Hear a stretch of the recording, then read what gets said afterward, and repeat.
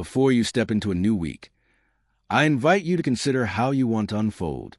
Most people don't dedicate time to this consideration. They simply let the week happen. They wake up on Monday, and whatever happens, happens. No plan, no preparation, no strategy. And then they wonder why things don't go their way. The key is this: don't let the week control you. You must control the week. Now ask yourself, have you ever noticed how different you feel when you're prepared, when you've taken a little time to think things through before jumping into them? Isn't it amazing how much smoother things go when you know what you want and how you're going to get it? That's exactly what we're talking about today, setting the stage for success before the week even begins. Success doesn't happen by accident. It's something you design and plan. And the best way to start is by setting aside some time. If you can take a little bit of time to think through what you want to achieve, it's going to make all the difference in how you feel and how you perform throughout the week. The first thing I want you to do before you start your week is to get clear. Clarity is power. A lot of people go into the week with vague goals, no real sense of what's important or what they need to focus on. And what happens? They get lost in the weeds. They spend time on things that don't really matter, and the important stuff gets pushed aside. So I'm telling you right now, you've got to take a moment and get clear. Ask yourself, what are the most important things I need to get done this week? What are the key tasks that, if accomplished, will move me closer to my goals? It doesn't have to be a long list. In fact, I recommend keeping it short. Focus on just a few things that are going to make a real difference. That's where your energy needs to go, not scattered across 100 little things, but laser focus on a handful of tasks that matter. I learned a long time ago about the 80-20 rule. You probably heard of it, the idea that 80% of your results come from 20% of your efforts. Think about that. A small percentage of the things you do are going to give you the majority of your results. But the problem is most people spend their time on the 80% of things that only produce 20% of the results. They're busy, but they're not productive. Do you see the difference? That's why it's so important to get clear on what really matters. What are those high-value activities that are going to give you the biggest return? That's where you want to spend your time. And here's something else to keep in mind. You don't have unlimited energy. You've got to be smart about where you focus that energy. If you waste it on things that don't really matter, you're not going to have much left for the things that do. So, after you've gotten clear on your priorities, the next step is to get organized. You know, one of the most frustrating things in life is feeling overwhelmed, feeling like there's too much to do and not enough time to do it. And the reason most people feel this way is because they don't take the time to get organized. They let tasks pile up, they lose track of what needs to be done, and before they know it, they're buried under a mountain of unfinished work. But here's the good news. It doesn't have to be that way. If you can take just a little time before the week begins and organize your tasks, breaking them down into manageable steps, you're going to feel a whole lot better. You'll have a clear path to follow, and that sense of overwhelm will start to disappear. Now, when I say get organized, I'm not talking about making some fancy color-coded schedule or spending hours sorting through paperwork. I'm talking about something simple. Grab a piece of paper and make a list. Write down the tasks that need to be done, and then prioritize them. What needs to be done first? What can wait? What's urgent? What's important? Most of us spend our time on urgent things, things that demand our immediate attention. But often, those aren't the things that really matter in the long run.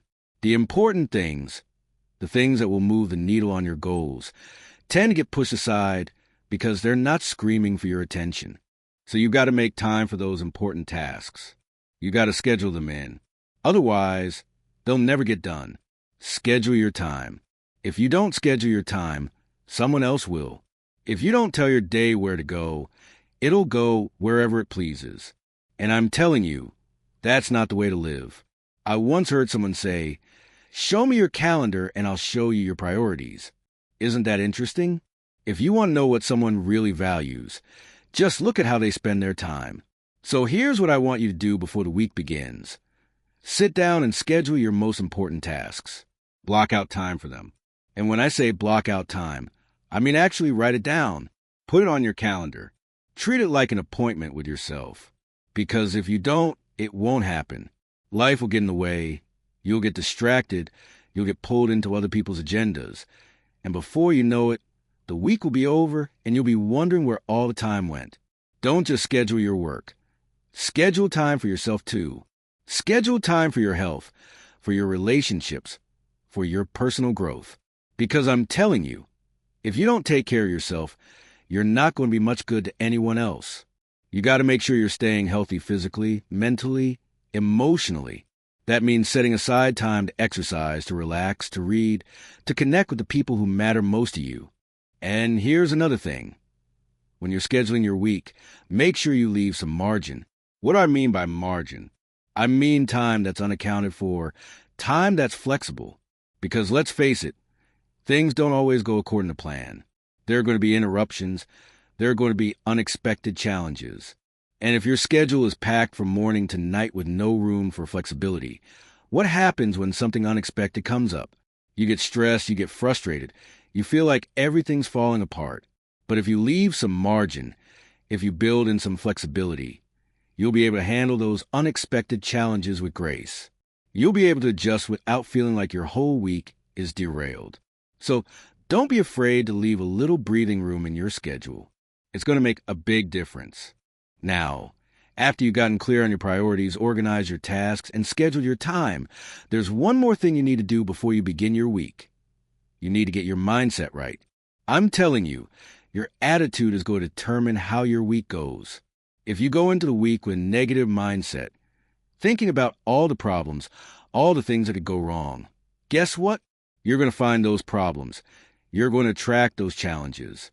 But if you go into the week with a positive mindset, expecting things to go well, looking for opportunities instead of obstacles, you're going to have a much better experience. I'm not talking about blind optimism here. I'm not saying you should ignore reality or pretend that challenges don't exist.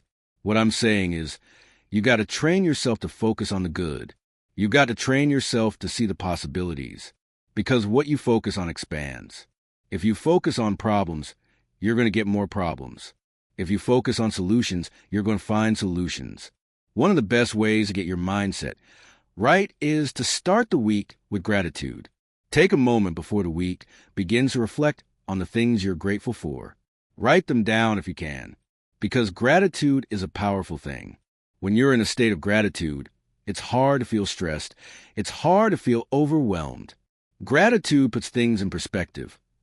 It reminds you that no matter what challenges you're facing, there's always something to be thankful for. And I'm telling you, when you start the week with that sense of gratitude, with a positive mindset, you're going to approach everything differently. You're going to be more resourceful, more resilient, more creative. You're going to be better equipped to handle whatever comes your way. Conclusion: the steps to weekly success. Before you begin your week, here's what you need to do. First, get clear on your priorities. Identify the key tasks that are going to move you forward. Second, get organized. Break those tasks down into manageable steps and prioritize them. Third, schedule your time. Block out time for your most important tasks. And don't forget to schedule time for yourself. Fourth, leave some margin. Build flexibility into your schedule so you can handle the unexpected. And finally, get your mindset right. Start the week with gratitude and a positive attitude, and watch how things start to change.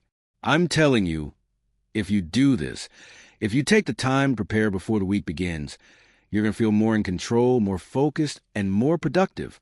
You're going to be able to handle challenges with confidence, and you're going to make real progress on your goals.